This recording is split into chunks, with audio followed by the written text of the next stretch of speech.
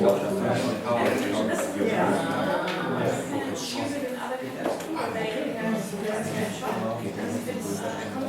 so maybe we should start now because we are already 50 minutes late, which is not too bad today because we have the other Ferry Ulrich with us here, and so I think this 15 minutes wisely spent.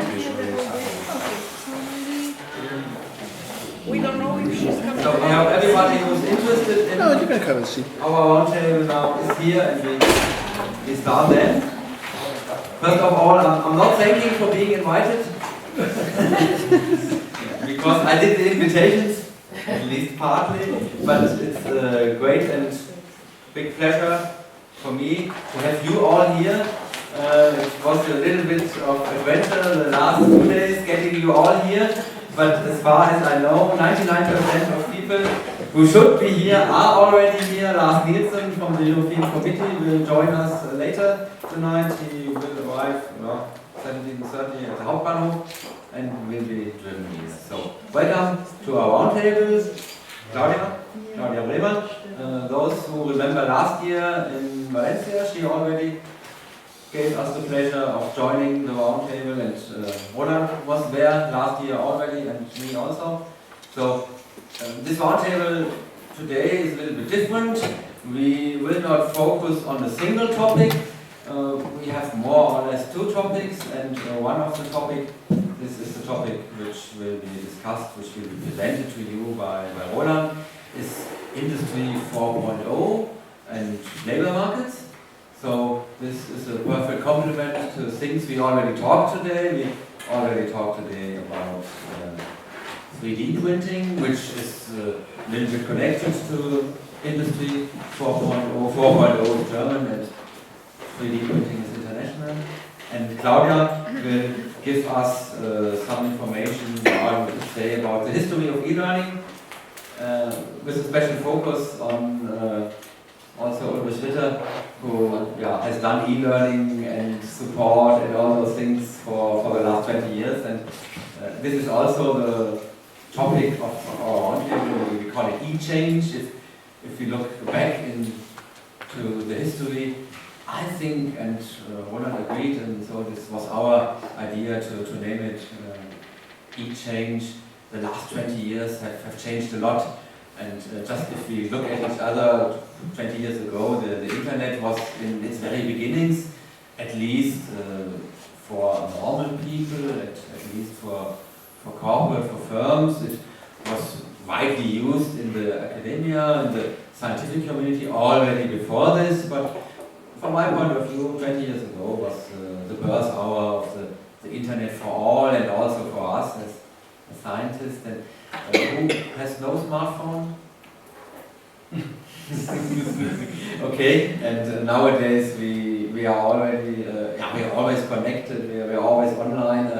I did a lot of organizing for this conference with the smartphone in the train or at an airport or wherever. This changed a lot. The way we interact. Our private life has changed, and the business, the corporate, and the scientific life a lot. And so we think we have a broad spectrum of topics related to this. And Claudia, you may start.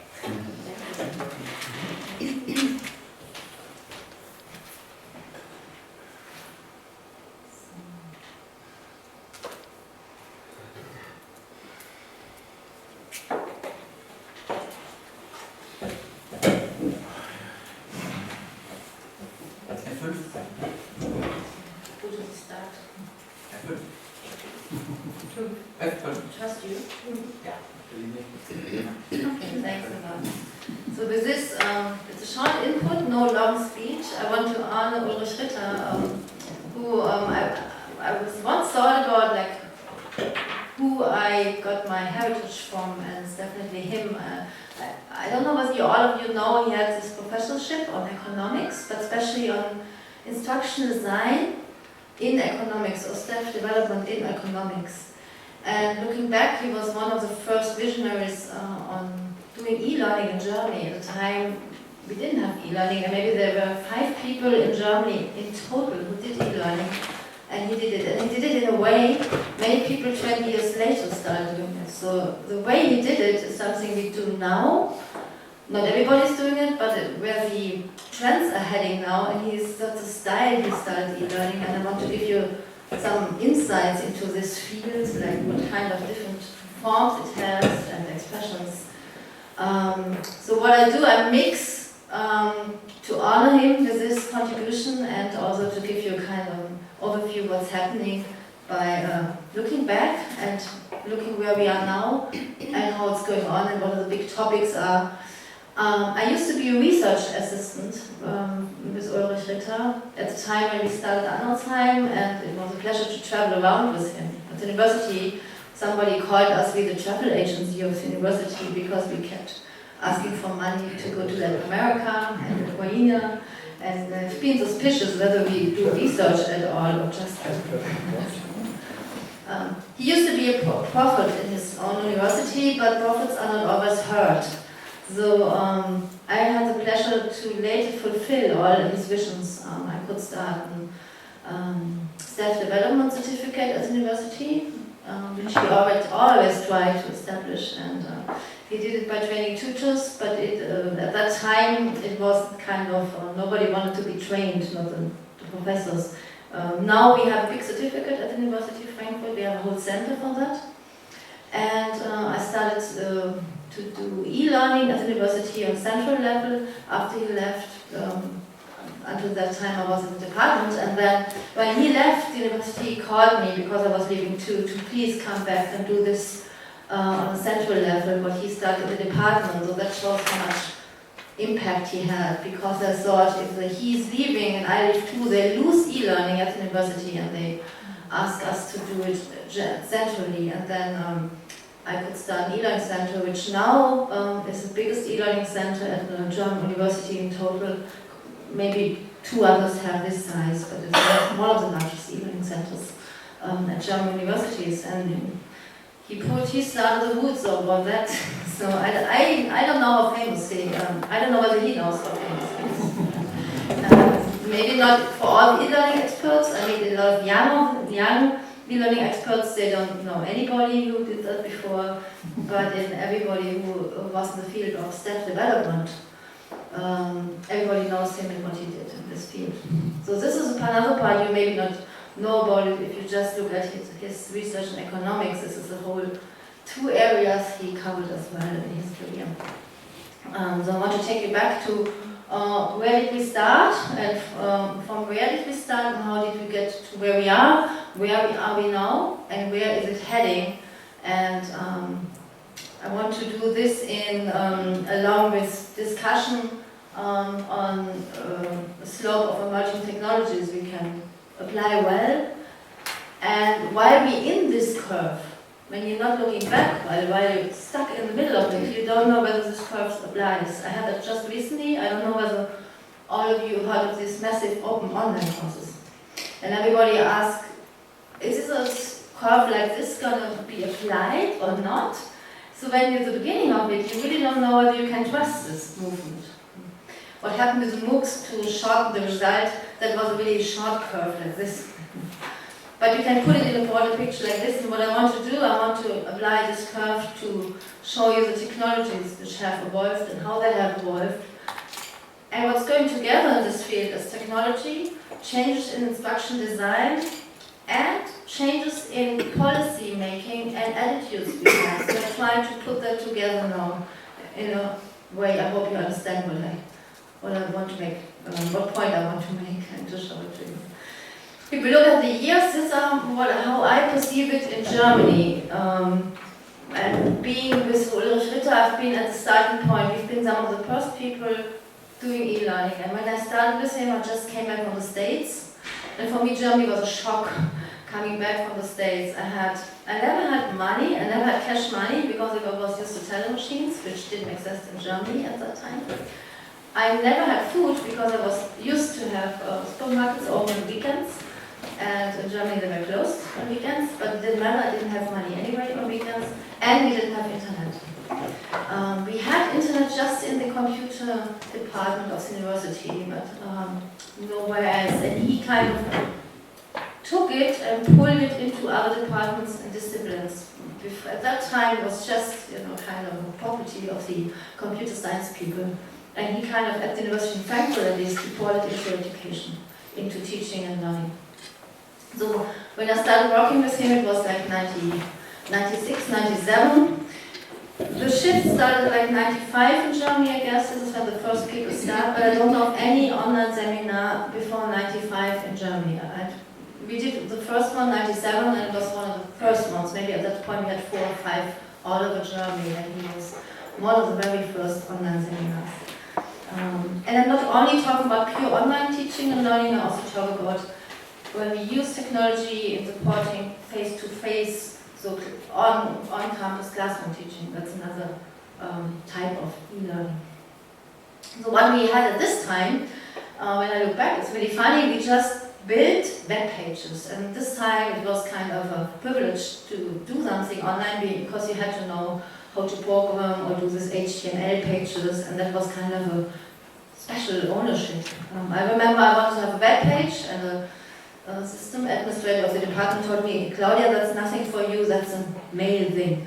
And a week later I had one because I didn't want to accept that's just like a property of few people having web pages. That was long before we had this Web 2.0 technologies where ownership of using the technologies moved to the people. There's a big shift of Web 2.0. So at that time you had special knowledge, you need special tools. And what we did, we built web pages on our own, and we combined tools on Unix level, like black screen and green letters. So we had to combine tools on our own. And that's something he started, and he always inspired us to do it. At the time where we said it's difficult, we can't do it, he always had visions, so we did it. And I describe things everybody who started e-learning at that time had to go through.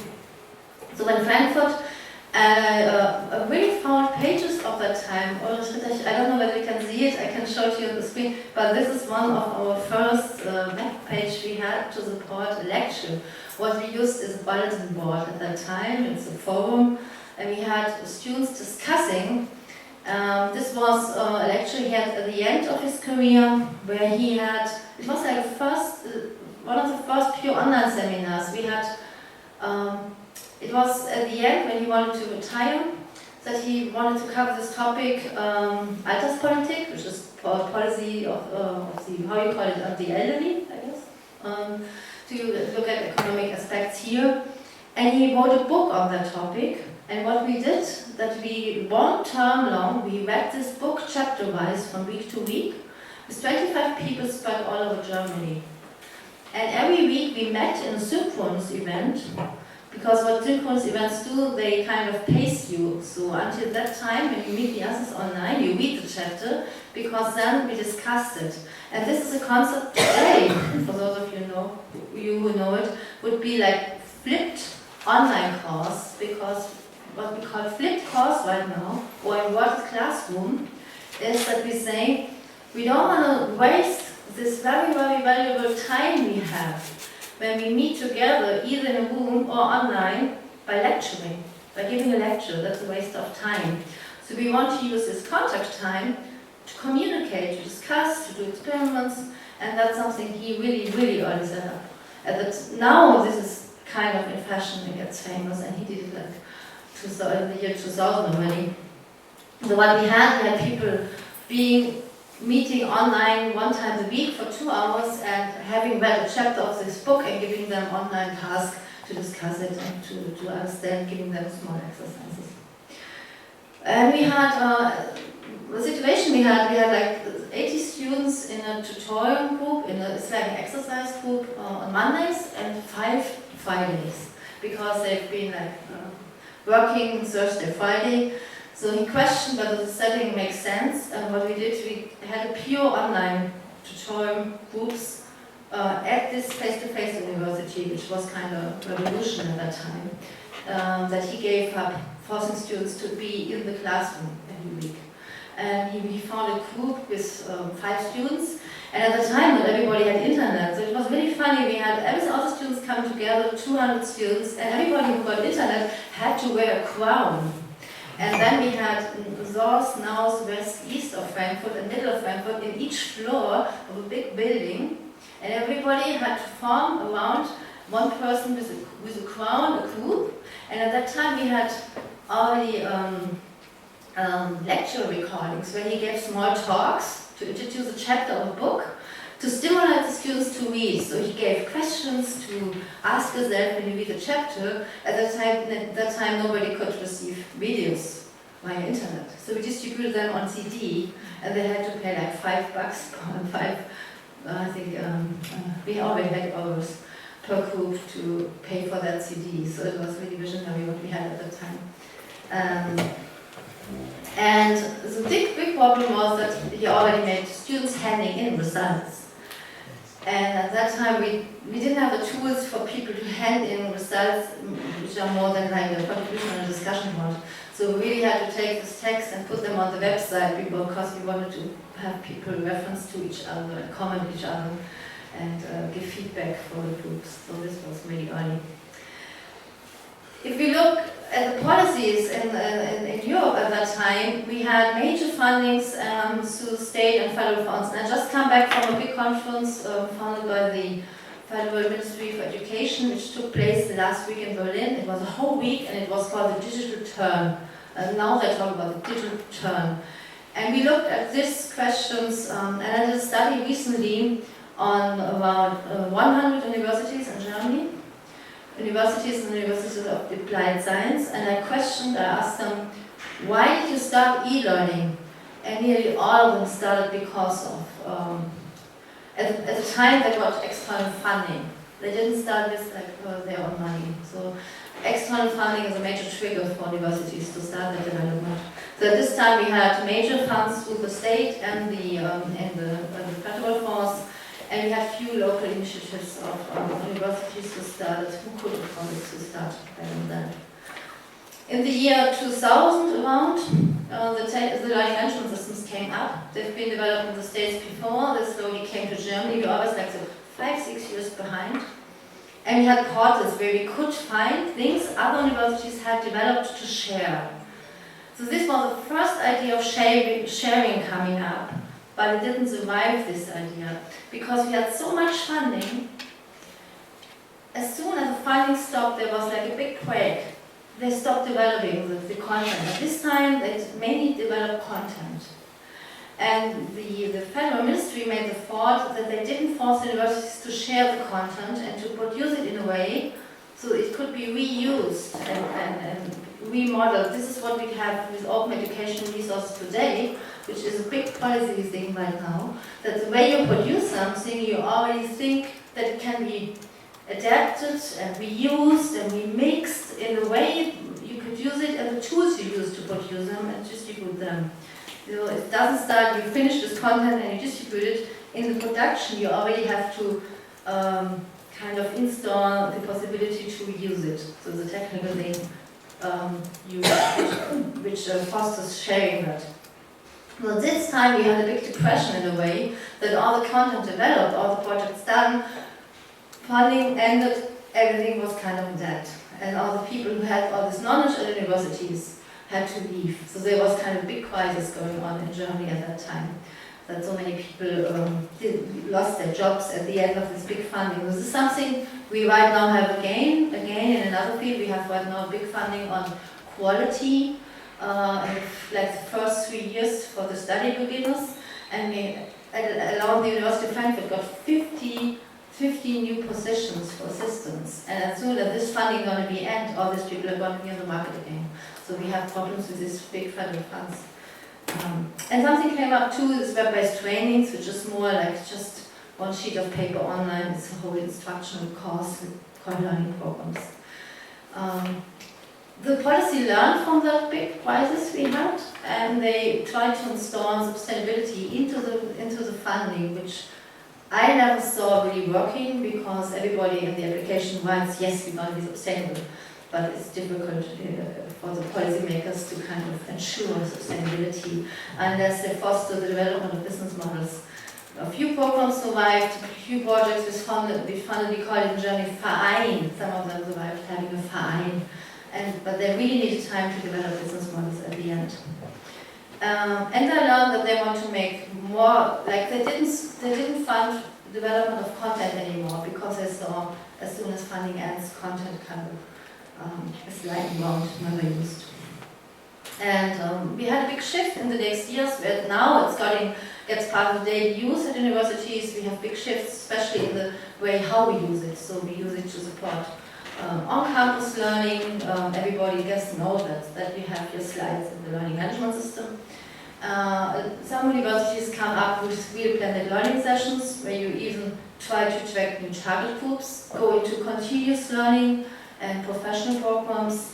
Now we have the online courses, and then we had the MOOCs, and everybody was kind of shocked, freeze, MOOCs. There was such a big discussion. I found it funny because they've been so afraid that universities would die when everybody offers MOOCs. The good effect of MOOCs was that now the universities discussed what is the value of face-to-face settings at university, because there was kind of a defense reaction on MOOCs saying, oh, we need this dialogue thing we have at universities. But then people argued, it's 400 people in a room, there's not much interaction. And there's a sentence that distant learning starts in the second row of the big lecture halls. So what we look at now, and this is the flipped classroom concept, that we again discuss what is the value of universities, what is the value of face-to-face sessions, and try to treat them in a more valuable way to see what do we need them for, what do we use them for, and what can be done online.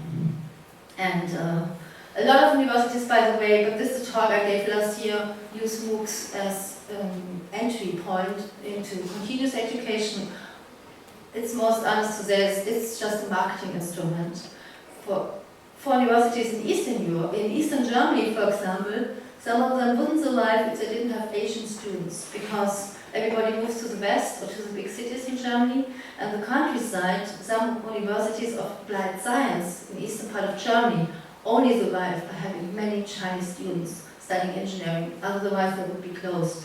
So those use to have Asian students being attracted by MOOCs to get them to Germany and learn German. Oh, so MOOCs are massive open online courses. MIT, Harvard, Stanford started, and they have between 10,000 students. The largest MOOC had 225,000 students. So it's pure online. MOO. Massive. And the question was, if I can have a MOOC by Harvard, why should I study at my local university? Yeah. But now the credits are not accepted by other universities. So a lot of shifts going on around the MOOCs. I'm getting to the end. What we have now is a big discussion, finally, after MIT started it many years ago, around open. Right now, open is still a policy issue of the European Commission, that we share content, not but in tools and software, so they're trying to do a lot to have a kind of attitude of open. OER is a big topic. The German Federal Ministry spent a lot of money right now for open educational resources, which means that like schools get content for free, they don't have to pay for books. We have a big fight right now going on. It's kind of a defense struggle of the publisher, the school book publisher. So there's a big war going on in this area. And recently in Berlin I had many discussions on that, because they're running out of business model. It's like all the print, the print industry has, they don't have any idea how to make money if everything is open and free of cost to the schools. So they need new business models. And the good thing about this open education resources, you can combine them, remix them, and so on, if they're done in the proper way. And the challenges we have right now is to develop a culture where this content is reused. Right now, we still have a lot of teachers at school, but mainly at universities. There is no culture of using content of somebody else. There's a culture of using textbooks of somebody else, but there's not a culture of using digital material, which is not done by myself. So we kind of need like a didactical instruction design culture of using foreign content from other people. It's very difficult to find content, so we have burdens right now on that area, that people say that this license model is too complicated. The Creative Commons are too complicated. There's studies done on that. Right now there's a lot of funding money on an open education resource mapping, like where we ask all universities in Germany, Austria and Switzerland why they're not using it, or what are the obstacles and what would help that it's more used. There's a lot of tendencies at universities going on to support the whole study cycle by digital media, from online assessments to continuous education. And the big question right now is, if everything is available pure online, what do people pay for and how is the business model on continuous education? And I think it's less the content, it's more the tutoring, the feedback. And the biggest asset universities right now have is the power of giving degrees and credits. And the defense struggle at that frontier goes by not accepting credits which are gained online by students. So this is a kind of a market defense mechanism is going on in the education market. So what they're fighting about is now about credits and degrees, and universities are really fighting for, we are the institution that is giving masters and bachelor degrees, and this is our asset. So far, the discussion from where Ulrich Ritter started, 1995, with e-learning, and today it's like everybody's doing it, but the way you started it was in a way everybody sees now that's the way to do it, by cooperation, collaboration, sharing. It's a culture of group work, and you've been a visionary, thanks for that.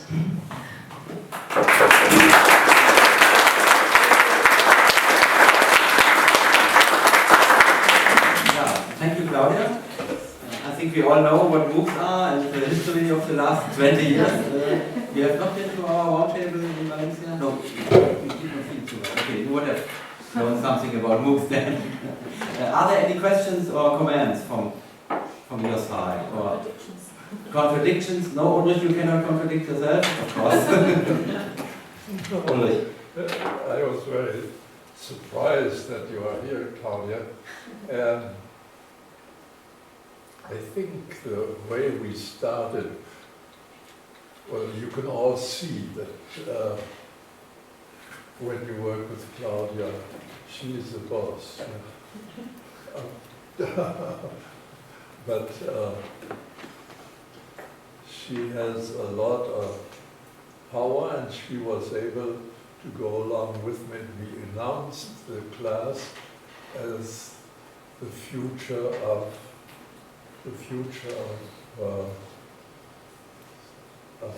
what was it called? Future I think it's teaching and learning. Of learning. Future of learning. Yeah. Distance. And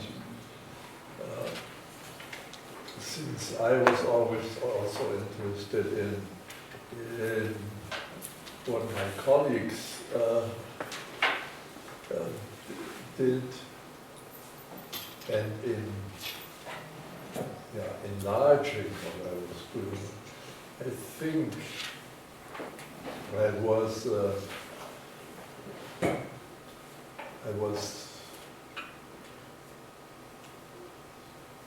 well, sometimes I said I'm working for you, not you for me.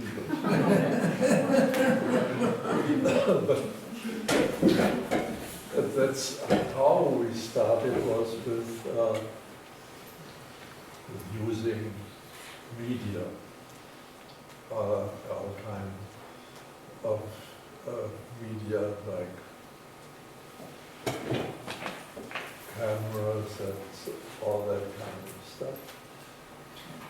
And with somehow she was I think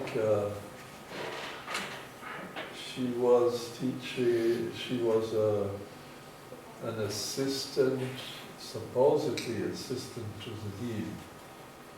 And I said supposedly, but maybe the assistant, the dean was the one working for Claudia. But I was very interested, and we cooperated with whom we could cooperate, like the distant University of Hagen, And so we managed at that seminar, which later turned out you have to be quite intelligent to find ways of doing things. And so when we had the class was offered, and Claudia had to go to prepare the computers, and then we had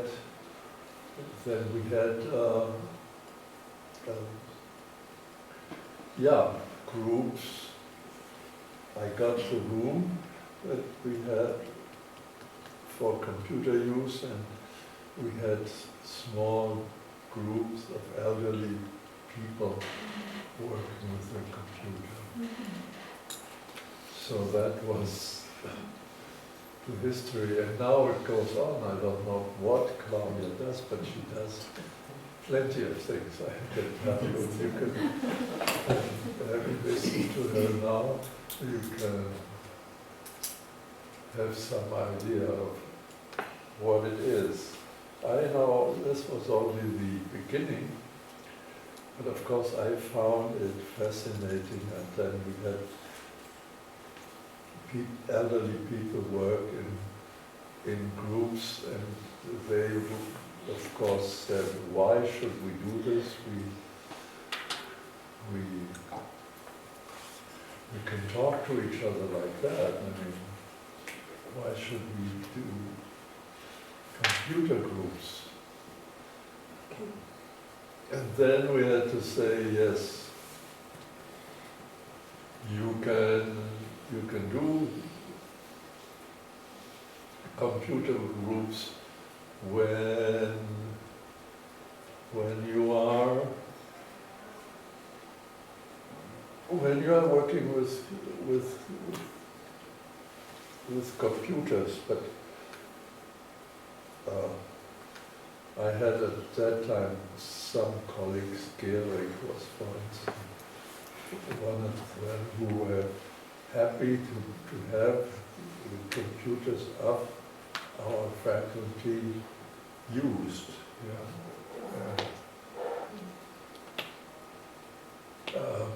Professors, I can tell you, don't like to be taught by educators what they should do. So we had first first Claudia had to give me a position. Then we had to prepare the faculty room for computers and get the small groups of elderly people, and then we will go on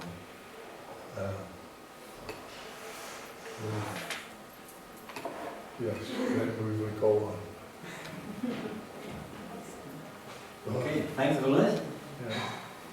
Any other comments or experiences maybe? We have a lot of universities here, and maybe you can share the same stories or different stories. Oh yes, I was a missionary, I must say that. I was a missionary, just as you mentioned. We have a thing with Lyon, France, and then we started with lists. Arnoldshain is being organized by Chet But for 20 years now. I was, when I went to Lyon, I thought, well,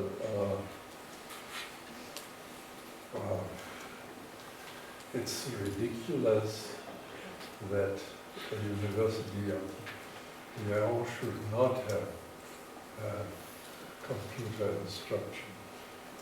But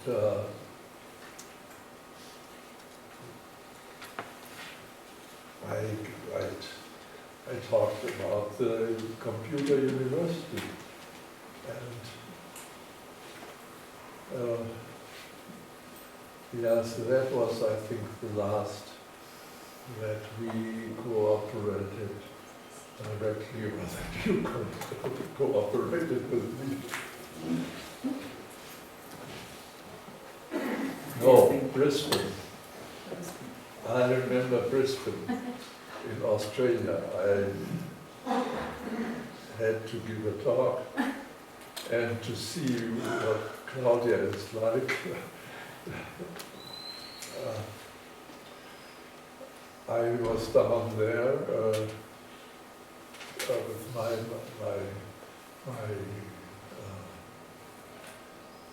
overhead slides, and she was sitting right on top of the class, and just quietly, she just wanted to see how I would be doing by myself. Yeah. You passed the exam? I'm sure. I'm pretty sure. Yeah, but I think now I have come to the position also in Lyon that I use these computers for forming small groups. Yeah. I mean, Lyon was at that time the most old-fashioned university. But when I came there, I gave a talk on the future of the university. We got going, yeah. And yeah. I think you can go on talking with all those experiences for hours. But Fernando, I think you want to comment on something? No? No, but I have a question to Claudia. Do you have any balance of the experience of teaching, e-teaching? I mean, you gave us a complete report of the introduction of e-learning at high schools, universities. Do you have a balance or an evaluation of how this was, the results of it? Some problems with students or resistance results, in fact. In our country, for instance, the e-teaching is in the beginning, and for people who work and cannot go to university. So it's very difficult to introduce E. So your experience would be very interesting, examining the results of it. There is no simple answer because you have to look at the answer from different disciplines. We could look at it from a pedagogical, psychological aspect, whether the learning effects in the brain of the students are better. And there used to be in the 70s a study done on distance education, which resulted in an internet web page portal which is called nosignificantdifference.org. And this could be repeated for e-learning, which means it doesn't matter whether you use technology or not. You have on meta-studies, you have so many studies which show the effect is positive, as you have results that are negative. It's not the point whether you use technology at all, but how you use it. And the results show it depends on the method how you use it. So it's the instruction design, the didactical method matters and not whether you use it at all. For example, we have e-lectures at the university, we have this recording of lectures, and we have studies that the students who only use the lectures have worse results in the exams than the students who go to class and use lectures. And now you could say, great, that shows that e-lecturing, lecture recording is good. But the reason for this difference is not the technology, it's the motivation of the students. The good students use anything they can get to have good results. So it's very difficult to have studies on the learning effects, on the outcome in the brain of the students, especially if we do a problem study. We would have to measure it like 2-3 years after they finish the exams to see the transfer into their job. Like, do they still know it better? There's some effects, like if you design e-learning in a certain way, like that's what psychologists do, like 5 minutes learning, and if you don't have too much distraction and you have enough information and you get interactive, that has positive results. Like learner on his own, alone at home, if there's interaction, you get deeper, like a deeper understanding than if you just get a lecture. But that doesn't matter for everybody. The students who need, like in mathematics, need to calculate things. Even with a computer program, they would like to learn with a computer program. They love paper and think alone. So there's so many things playing together on learning effects. Studies are difficult. So we say it's now construction design. The other part of your question, yes, there are market opportunities for universities. That's what I talk about the Eastern universities.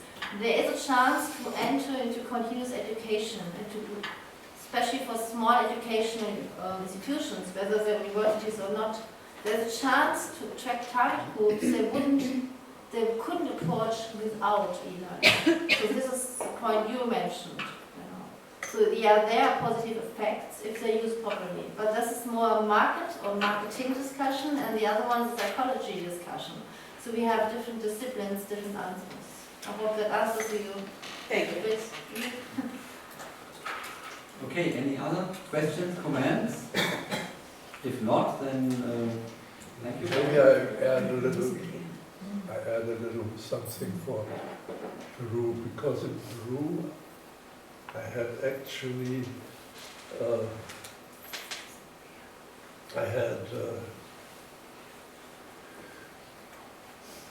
I don't know, 4 or 5 universities to participate in my seminar. Yeah. But they all were fighting because they thought they should have the places in my seminar. But what I did in this seminar, of course, was group work. Yeah.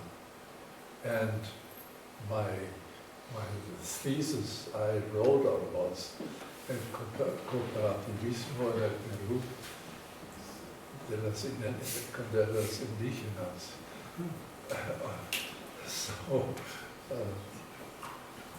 we practiced that a little bit in my class. Okay. Just one little thing, because Professor Ritter mentioned several times the word small groups. So I want to ask how important it is and whether it can be realized when you have lots of students, and how can the system apply to big classes. You can do e-learning with any size, like you have 20 people, 12 people, or you have the MOOCs with, I did one 3 MOOCs up to now. We had 1,500 students. But it's, if you look, like, to describe a MOOC, if you would participate in a MOOC, you would sit at home, you wouldn't feel these 1,000 others. You're at home alone, you watch a video, lecture, and then you do some exercises. This is what we call X-MOOCs. X. And this is like this lecturing in big classes, you know, with 1,000 students. But you can set up online courses that students interact more. You could break down 1,000 students in groups of 4 or 5, and they interact and discuss groups or in interest groups and topics. Or you can have online courses with 12 students. So. We hate to go, but our taxi has arrived, Yeah. and it's been a wonderful Judy, few thanks for hours. being with Thank us. you. We It was a great pleasure having you both here. Well, thank you. Thanks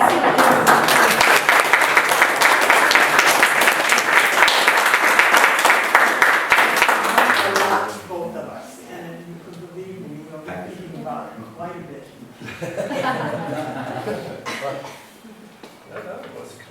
So, any other questions or ideas for Claudia? Well, of course, there's a problem if you want to work in small groups and you have 1,000 students or 500 or whatever. How do you form groups? I do.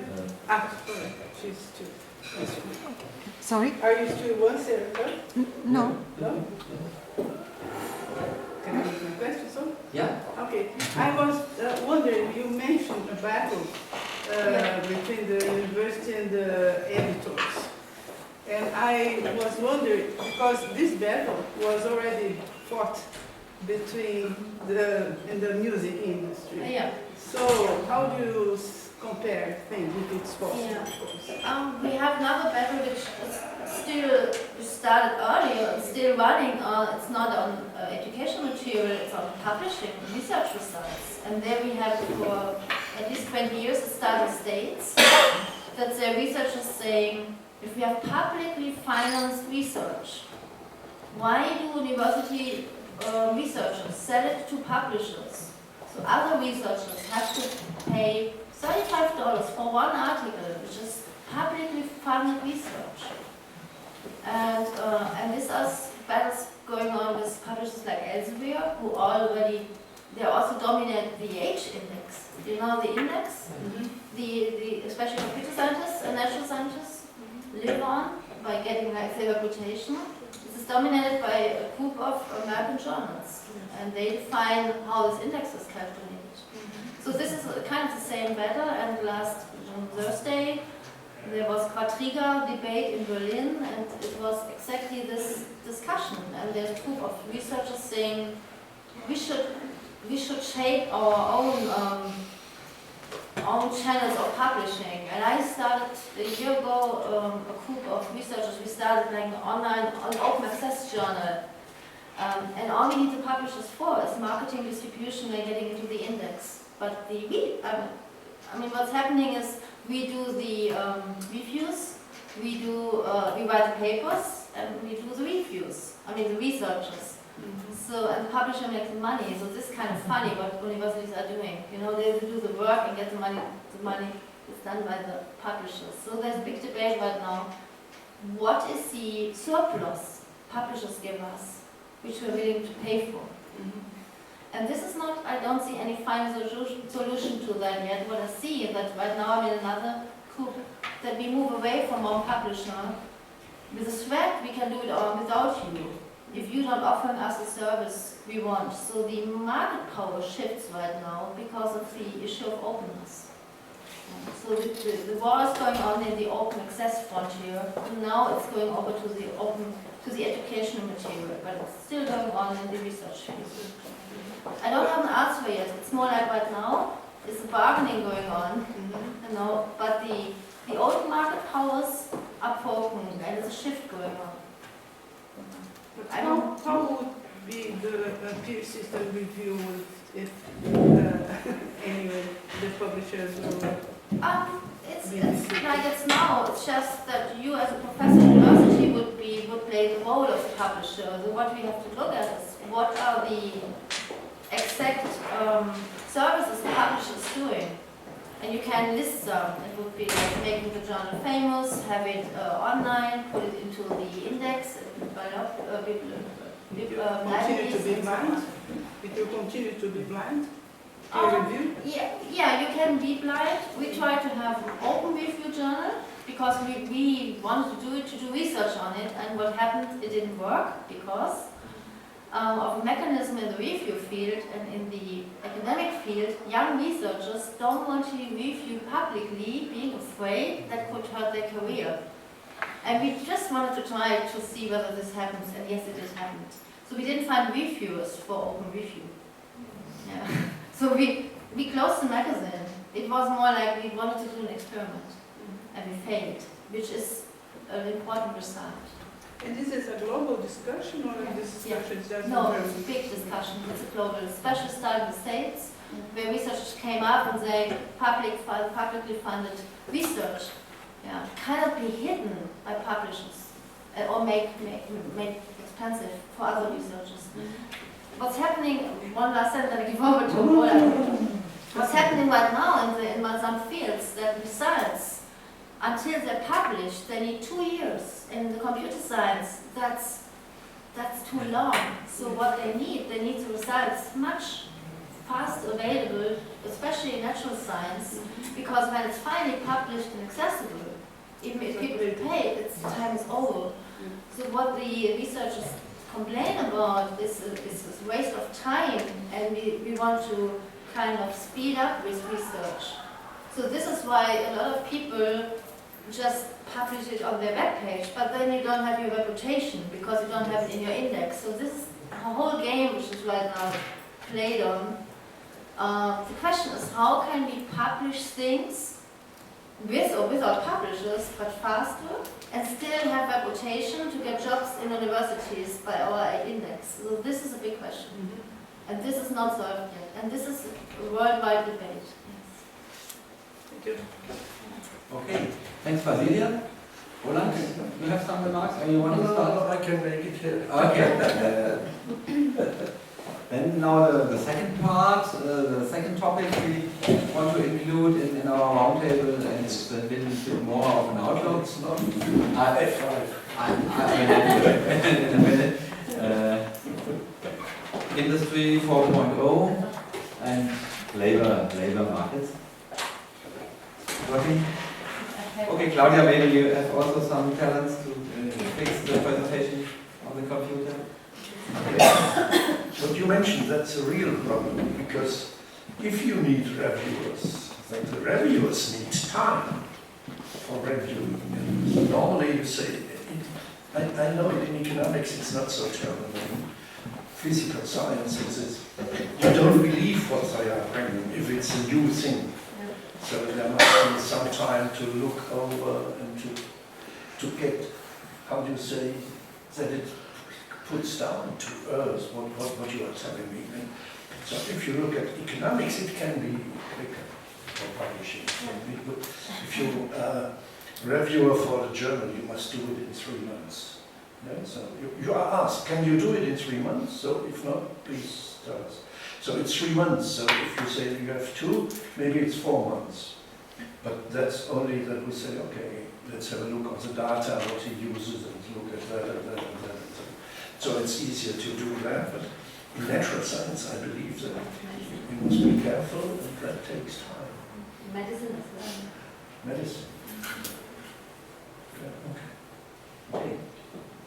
Now you're online. yeah. I put my fingers like this. Okay. You see, it's in 4 parts, so let's look at it. The start is normally, so I say this Industry 4.0 is something like a revolution. So we heard today about it with 3D printing. It's something like one of those pieces you must think about. The other one is how internet is, or the use of internet and these communication technologies are changing the world now. So after this, what Claudia explained, this huge expectations were there in the early 70s, 80s, so everybody said, okay, things are changing terribly quick. So I remember Ulrich, for example, when we were here, so he said, okay, in 2, 3, 4, 5 years, everything will be on internet, and no classroom teaching anymore. And then we said, okay, be careful.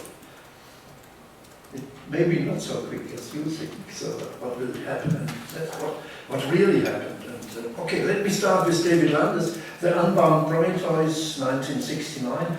He said that the industrial revolutions are characterized by 3 processes. Mechanization of hand labor by machines. Yeah, that was one of those really amazing things. And mechanical production and transformation of energy by the steam engine. And you see there's a small bracket so that patterns given to one can be hindering the technical evolution.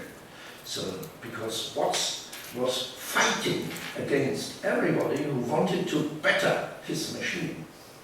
So for almost 40 years, no technical progress was in the steam engine possible because of the patent of Mr. James Watt. And okay, so I learned it in the 20s, yeah, so when you have the TV starting, this is Brown motion and Brown Röhre. So that was a patent which was by a German, but it was sold to American RCA, Radio Corporation of America.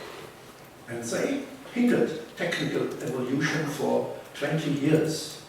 So only in the 40s, TV could be made available for other people outside this business what RCA was doing. And using in a mass of new raw materials, such as charcoal and iron, which were, with the steam engine, you could bring it up, so from far down. So that was really amazing that you could use this. No. And this first industrial revolution brought significant changes in the economic realm, bound together in the notion of capitalism, what we call now capitalism. Importance of investment means, yeah? So in contrast to the Marxian primitive accumulation, for the transformation of technical innovations you need a lot of money. And then you see in transportation, railways were built, you need a lot of money for railways. And one of those students, Strindberg's past work, made a lot of money by building railways in Russia. Because Russia is a huge country, so you have a lot of railways and you can earn a lot of money. But you need a lot of money, and you see that Aktiengesellschaften, how they are called in English, share companies are coming up in this time. Yeah, so banks are increasing their ideas and in financing of this wage fund for larger crews that we mentioned today. And in the industrial way of production, there were huge changes. And in labor management, for in recruiting, training, and controlling workers, that is very difficult because, as the Marxians say, nobody wants to work. So you must force me to work, to do this terrible stuff, because it's not easy. So for us, lectures are easy. We do what we want. But a worker has to do what he don't want. And so there must be some training, controlling. And so in Germany we have this Zuckerbrot and Peitsche. You give them a little bit of money and say, if you don't do, I don't know how to translate it, sugar and whip. But it's very similar to this. Zanahoria y el palo in Spanish. Yes. Yeah. Zanahoria y palo. The carrot, Yeah. carrot and stick. Carrot and stick. Yeah. You are thinking in a donkey. Probably gives him Okay. And this was accompanied by a series of factory acts to regulate working times, for example, for children and women. See, for example, Mr. Friedrich Engels, but also today, in the 20th century, we have Walter Eucken, who still in his policy, in his economic book, Economic Policy, wrote about this. And all my market friends say, that's, you misinterpret Mr. Walter Eucken, but I don't do that. In the years 83, trade unions were created, the income of the poor is 60, that's an interesting point. The income of the poor is 65% of the people in Great Britain must increase according to estimates between 1760 and 1860 by about 70%. That I call the optimistic view. Incomes increased. But if you look that in 1803, wage income increased yearly by 0.3%. That's terribly low if you look at the profits which were made in this time period. So that I call the pessimistic view, that wages almost not increased, but in 100 years they increased by 70%. Yearly it was really terrible. But there was agreement that the income distribution also between 1790 and 1840 get more unequal. The profits increased very much, interest rates increased, and wages decreased in this time period. So that's an industrial revolution. Some of the German researchers call this pushes of the innovations in the 20s and 30s the third industrial revolution, but Georges Friedman, a French researcher, perceives that the 60s are the third industrial revolution because of automation and using of nuclear power. I think, okay, if you are talking about how to divide time periods between 1760 and today, so you can also look at Schumpeter or Contratev on the long cycles, so to say. Okay, Schumpeter put together those long cycles with very deep innovations, with very strategic innovations, so you could see about this also as industrial revolution. Then we live in the fifth industrial revolution, because the nuclear power optimization is the fifth wave of Schumpeter's. But here I stress the fourth industrial revolution and think of this as a digital revolution, and together with this digital revolution there is this industry 4.0. And this is characterized by computer and digitalization. And this initiated change around the end of the 20th century in technology, as well as in almost all manners of living, very similar to the first industrial revolution. And some of my sociology colleagues call it the second modernization, because of the change in living standards and living. While in the 53, only 3% of information storage capacity was digital. In 2007, it was almost 49%. The worldwide capacity of telecommunication was digitalized in 86 up to 20%, and in 1893 up to 86%, and in the year 2000 up to 98%. And this I call an information explosion, based first on the invention of the microchip and its steadily increasing power, under this famous Moore's law. And you see here a picture of this Moore's law, where you see the increasing on one side capacity, on the other side you see the ages or years. And this capacity is logarithmic 10, no, how do you say it? On the base of 10. So if it's this line, so it means 10, 100, 1,000, 10,000, 1 million, so it's going up like this. In logarithmic terms, it's a straight line, so it's our E-type development. And this is based second on the introduction of the flexible automation of the production processes, and third, the worldwide building of communication networks like the internet, and you see here 89, 3 www, and from 203 Web 2.0, and now we have the cloud, whatever this means. So when I was going into the shop with my little mobile phone, he said, you cannot go to the cloud, you must need an update. My machine is nice and old.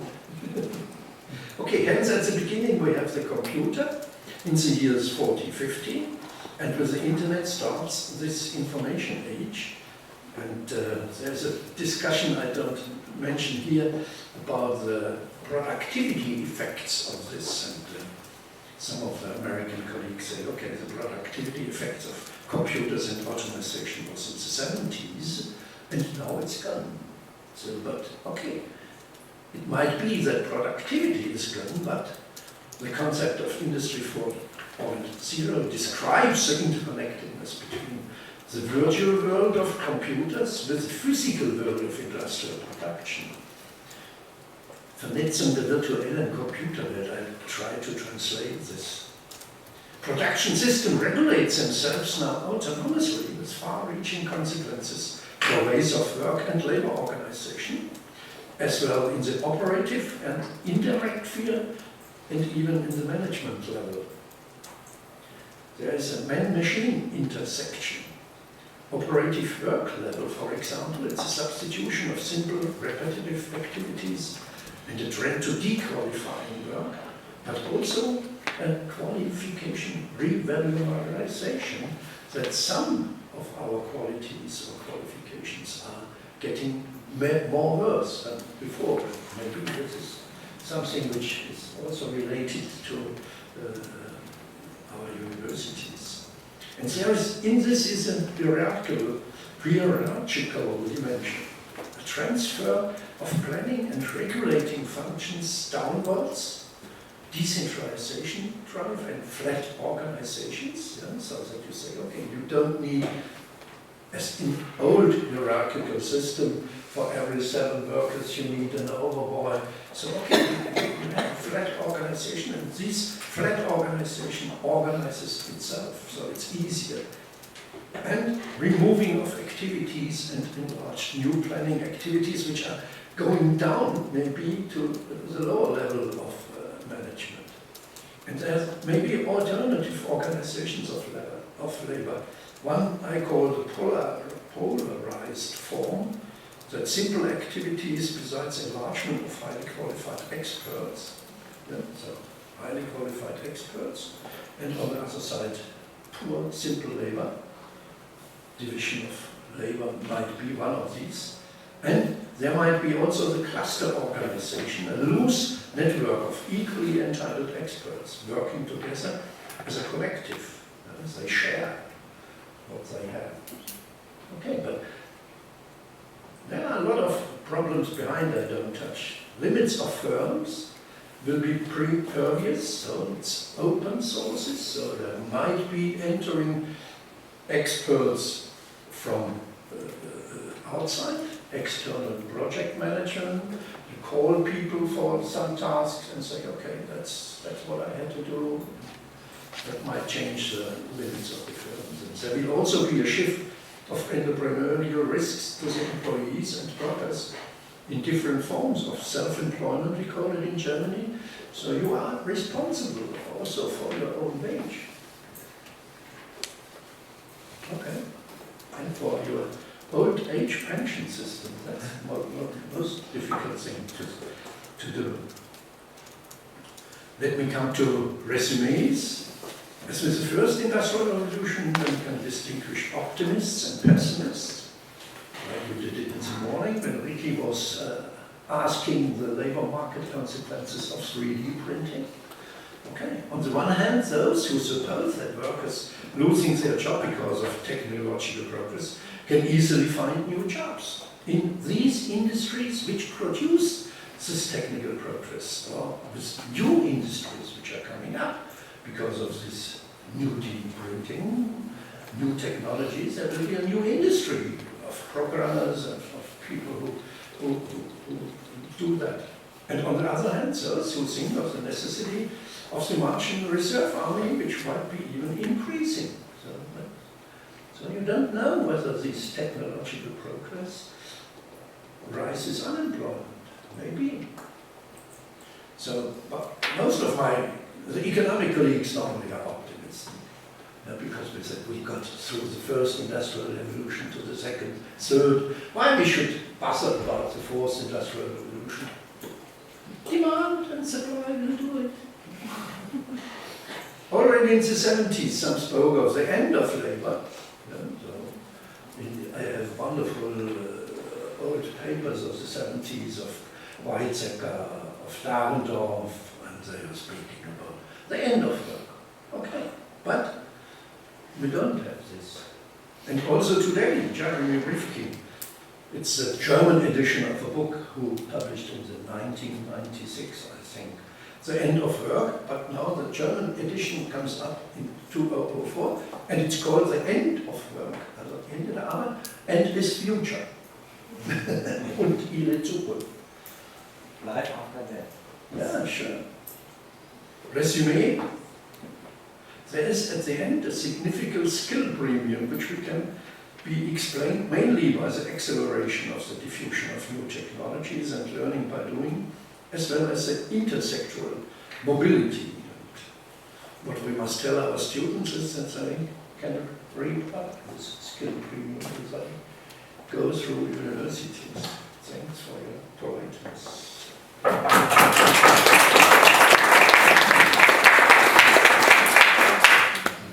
thanks for you sharing your thoughts with us. Any comments or questions? Ricky is a pessimist. Ricky? No. I know that all of us are adapting to new technologies and new, but my worry this morning was how long it would take the readaptation of that. So, of course, there is someone will lose and someone will win. But you know what? Maybe because nowadays we are living in a country with a lot of subsidiarity. Not only subsidies, but only. Help me to translate that. Subsidiariedad. Because the state give you a lot of help, not in a good way from my point of view. Yeah, something like that. It's like welfare state, public policies for the poor. I think that it is worse than welfare state. Social services. But no, but it is in another way. So that's my worry. Because Política para los I pobres, ¿no? prefer the readaptation to this Social policies. technological or what you want to say about that change. But I worry about what happened with the government doing something in order not to readapt people to these new tasks, but leaving them apart, giving money and not giving education for them to readapt to this change. That was my worry. Maybe I can add something there from a personal experience. First of all, and you showed it to us, technological change is nothing new. And we may discuss whether it is the fourth or fifth or sixth revolution. But 10 years ago, when nobody even knew the word of Industry 4.0 or whatever, a big issue in German companies was the introduction of enterprise resource management systems. SAP is quite prominent there and successful, at least in Europe and Germany. And Bosch introduced an SAP system in a plant, and the consequences for the workers were even the cleaning women. They had to get their actual things they have to do out of the SAP system. And but Bosch in those years said, okay, we will teach all people in our plant, from the cleaning woman to the management, in using this system. So you have to invest in people to get something out of this technological change. And I taught those people I couldn't agree in more 3 shifts with you. a day, and afterwards you were totally busy. But it was a great investment, not only into the software, it was an investment from the company into the people. They were not saying, okay, you are cleaning woman, you cannot handle the system, go somewhere else cleaning. And so I think it's very important with all those technological changes to see where the people are and how you can update them to Industry 4.0, 5.0, 4.1, whatever. May I give my own experience? Yes. I was teaching my students and I took them to visit Mercedes-Benz in Bremer, in São Paulo. And we saw how the workers were adapted to the climate. But what happens? The lower functions, so the main functions, remained within the Mercedes-Benz. The other, for auto pieces, I don't know how to call it, auto peças, machinery, was terciarizados, how would I say? Outsourcing. And even the new plant of Volkswagen, if I am not wrong, built it in Bahia, are planned already to have the outsourced enterprises linked to the main enterprise. So the adaptation is being done in a way that workers are or outsourced or they are adapted in the main factory. Now, what comes to my head after this discussion is that interesting how is developing in our country the idea of entrepreneurship, emprendedorismo. So the workers who don't find a way to adapt themselves to the new technology, being in the central enterprise or being outsourced, are working for themselves or for this enterprise or for another kind of good. That's what's happening. Emprendedorism is gaining a very strong force in our country, and now I'm linking without this discussion in my mind that has something to do with the adaptation of people, adaptation of the solving the problem of the people who are not adapted to the new technology. Yeah, we call it in Germany self-employment. Sorry? This is a great part. When I remember right, when I was in Brazil, so I was looking through OECD publications and such things, and there was the hidden employment sector of Brazil was really huge. This is something But different. This is something like self-employed. No, this is. No, it's different. It's quite different. Specialization. One thing is self-employment without any quality. Emprendedorismo, and there are courses to teach people how to become owners of their own and small enterprises. Entrepreneurs. But really enterprises. And the official bank, Virtual? yeah, People who bake bread and make sugar, anything, hair service, things like that. Very small business. Yeah, but that's positive. Yes. Or not? yeah, this is the way things are. Workers are adapting to the new technology in different levels, in a high level, and a lower level, and a lower level. Yes. That's the point. Yes. That I call the limits of the firm. I was using, as a matter of fact, an author that I like very much is a Catalan. Como se chama? I have forgotten the name. Well, until the end of the conference. Huh? I remember the name. I'm an old woman, I forget things very easily. Doesn't matter. Well, sometimes it's good. When I was thinking about this, no confrontation, but this pessimistic or a little bit pessimistic. No, yeah, no, I understand. Realistic. Yeah. No, but if you look back to the economic history, the last 2 centuries, from what we could say, the first industrial revolution, I would say that probably there have been 3 conditions that always have applied in the moments of more successful outcome of the modernization, of the technological revolution, to make them successful. One, of course, is the improvement of productivity. That is quite a direct effect of the technological revolution. You need the increase of productivity. Second, of course, you need a good redistribution of the income. And we are not living in a good moment.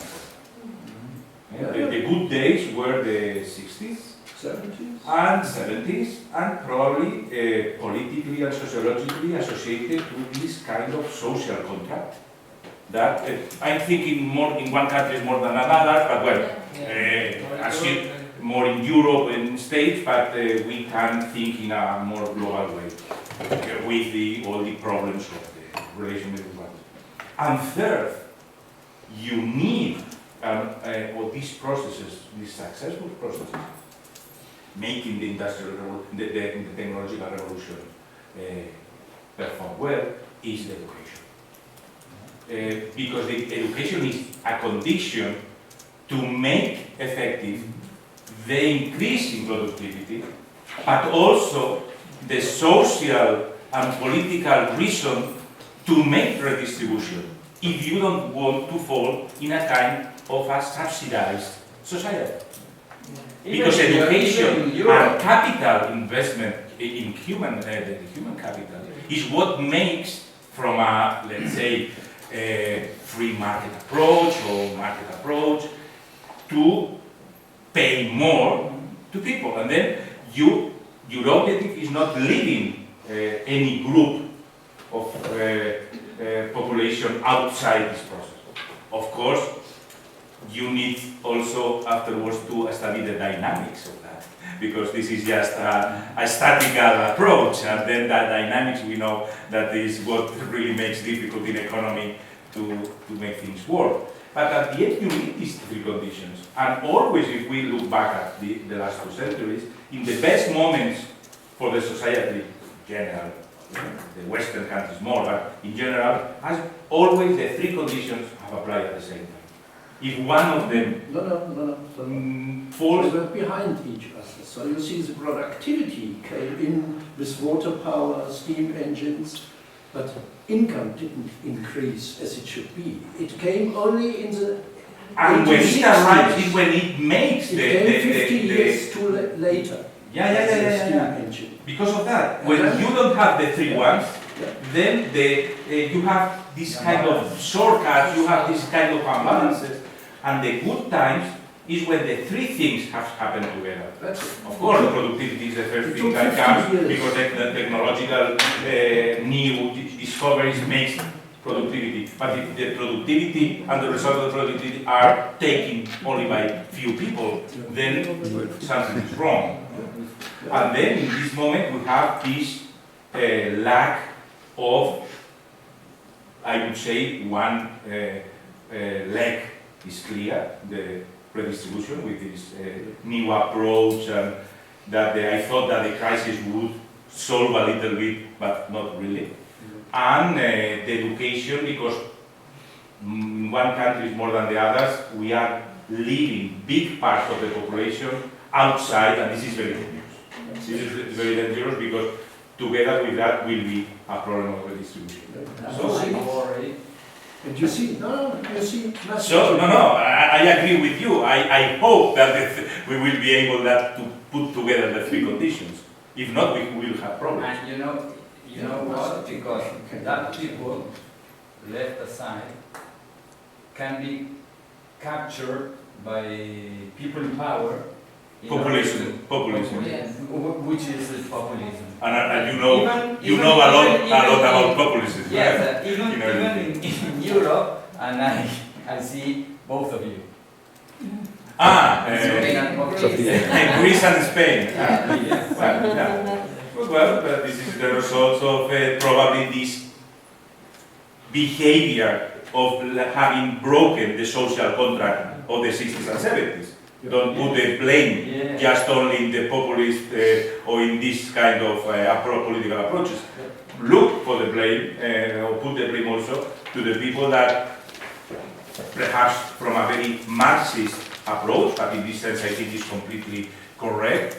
Once the Eastern Bloc fell in the early 90s, the Western Bloc and the more neoliberal people there thought we don't have to be obliged by the social contract that we signed after the Second World War by just balances. As I get older, I'm becoming more Marxist.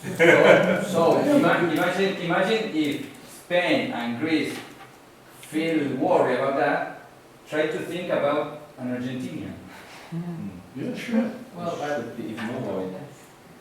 But also in the United States, there are many people worried about this because they are thinking that because they didn't have this social contract, they didn't have this redistribution, and income is very bad distributed in the States, and this new automation and robotization of there are people thinking that it will come to a world with people, a lot of people just living off the social check, and the other ones just having a good life. And so the society will get apart.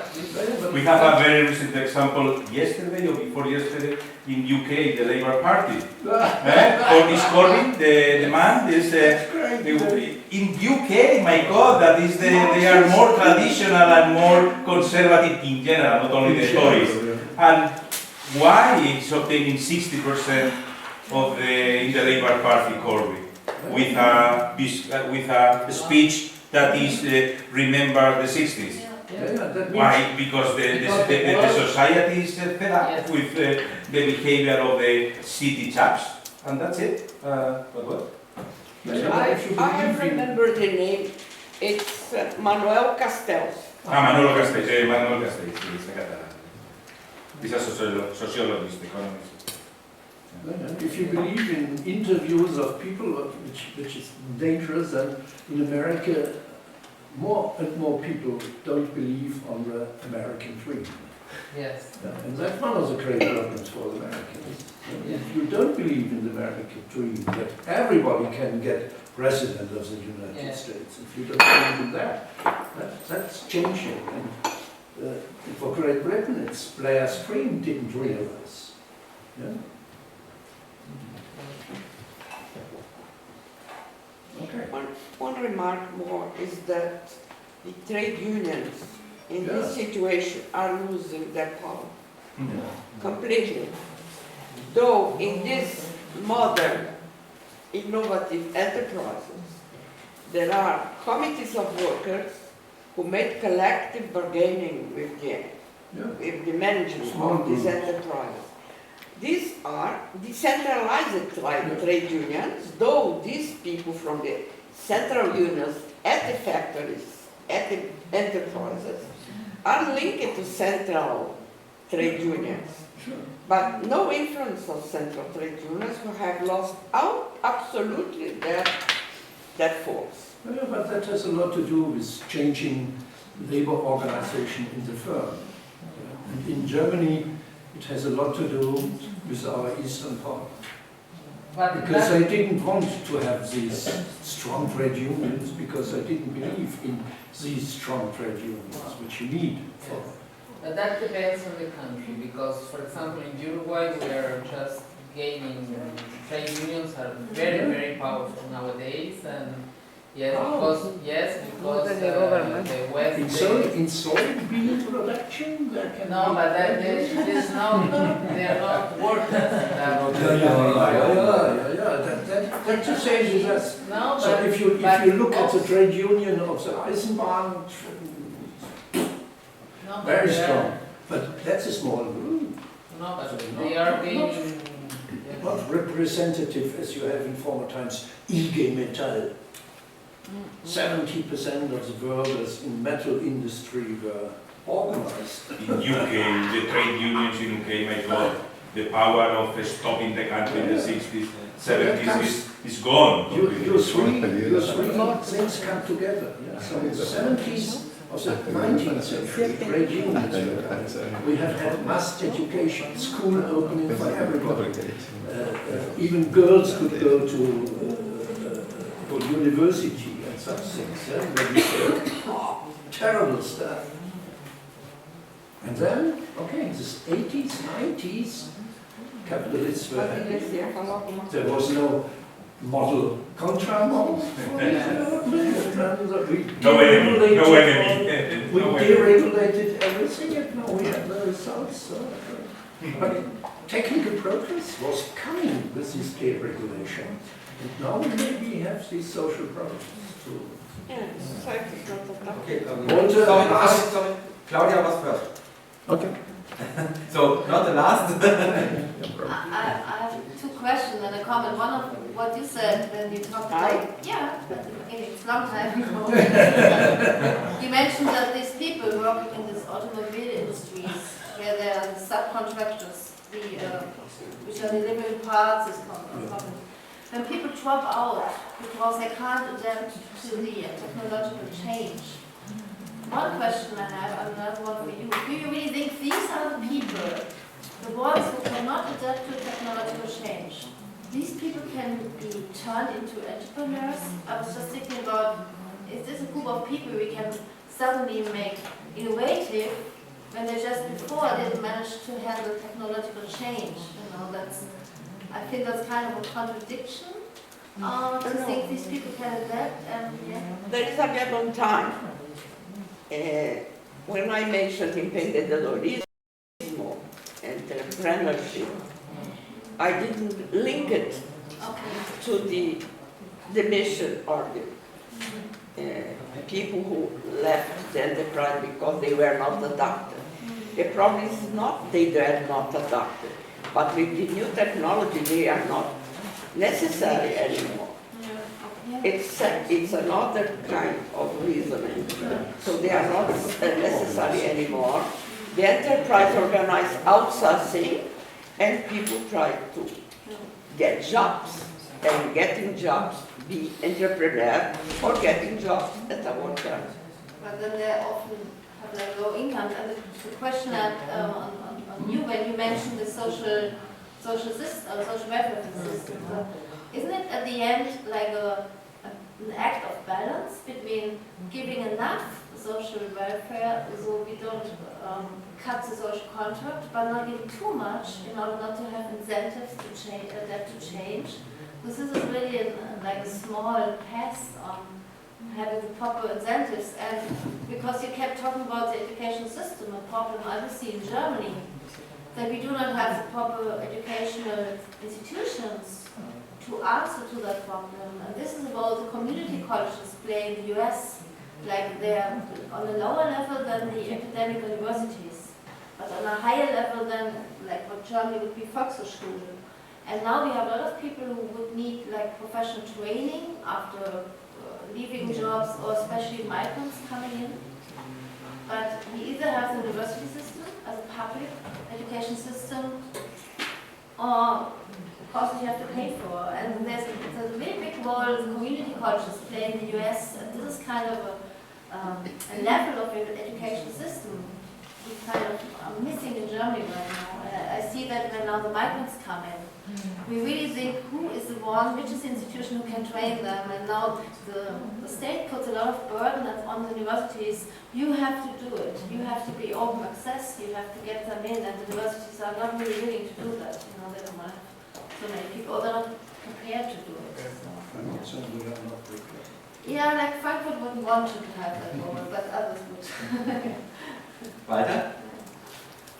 Well, based upon what we are discussing, and going back to Claudia's presentation, I think that in the academic community is going something very similar, in the sense that there are a fraction of the community, a proportion of the community, accepting to engage in the e-learning, e-teaching, processing, way of doing things at the academic level, and a big proportion that is rejecting that technology and that way of teaching, you know. And it may be the case, and in a couple of years, if our institution doesn't take hands in the problem, we are going to have like this kind of problem. We are talking about labor in general. People doing great with all the technology, that they adapted to the new technology. They studied, in some way actualized it, and another part of the community that doesn't engage. So it may be the case that we are going to have like two standards, different levels of doing things. Actually, in Argentina, I may relate that there are new universities administrated by a private, like an enterprise. They are using these new technologies of teaching and giving credits and giving titles. And the people receiving those titles are suffering some kind of not good evaluation by the society in general, compared with those that are studying and receiving the titles at the conventional universities. There is a kind of disbalance and resistance in general, you know, but I guess in the middle short run, we are going to be facing the same problem that we are talking about, the Industrial Revolution 4.0. No? But it's just to discuss, no? It's a thinking. I would like to know, what do you think about? Okay, with a little look to the watch, I think we had a very interesting discussion. I think we covered a lot of topics. I remember Industry 4.0, I remember Industry 4.0 needs education, and we have e-learning, so maybe there is the combination of our topics. We even had Greece as a word within our discussion. We had the migrants, so I think it was a very wide range of topics which fit perfectly together. And I want to thank you all for participating. Claudia, thanks a lot. Roland, thanks a lot. And especially we had a lot of discussion statements from your side. So I think it was, from my point of view, a very nice, well, can you call it roundtable? It was a very nice discussion we had, and I think this is one of the big things we always do at the Arnoldshain seminar. So thank you all, and this was the official program for today. We will dancing. No, dancing is tomorrow. He's very eager on dancing.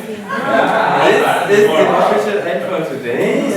We will meet again at 9 o'clock tomorrow.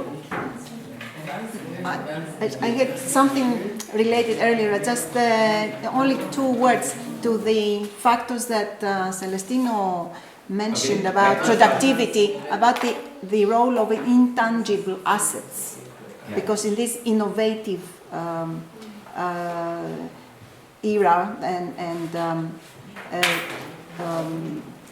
what we have to measure in order to catch up all the extent of productivity and how it has changed as we move to more to innovative processes, has to do with how you measure intangible assets, and this is something that it's very hard in econometrics as well to catch up. Okay, it's okay to talk about those topics at dinner. Yes, tomorrow. Of course. We still have 4 days of seminar. Yes. Thank you all. Have a nice evening. And tomorrow 9 o'clock we will proceed then.